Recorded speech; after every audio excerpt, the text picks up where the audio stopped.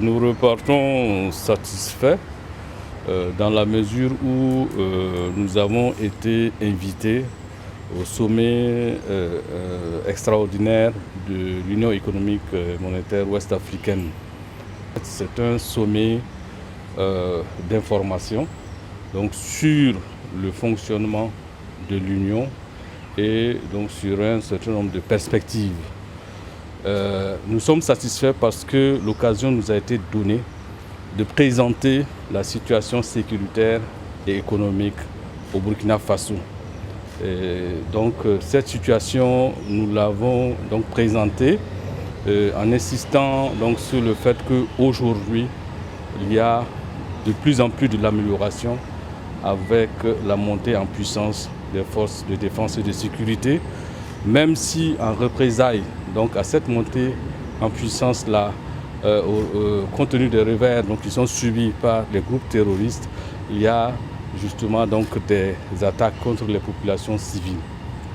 Alors, donc nous avons aussi donné la situation humanitaire, donc avec le nombre de déplacés internes, et donc indiquer aussi les solutions que nous envisageons. Alors au niveau économique, bien sûr, nous avons fait la situation en insistant sur le fait que nous subissons aujourd'hui les effets donc de la crise sécuritaire interne, compte tenu de l'insuffisance de la production agricole, compte tenu du fait qu'il y a des zones dans lesquelles la production agricole est devenue difficile, mais également au regard aussi du contexte international, la crise russo-ukrainienne, donc, qui a entraîné une poussée inflationniste au niveau du Burkina. Il faut dire qu'au niveau de la CEDEAO, il n'y a pas eu de décision majeure qui a été prise.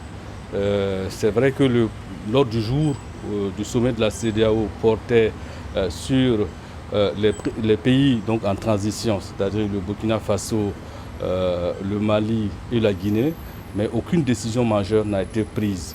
Et rendez-vous a été donné donc, au chef d'État le 3 juillet pour trancher sur les questions relatives à ces pays-là.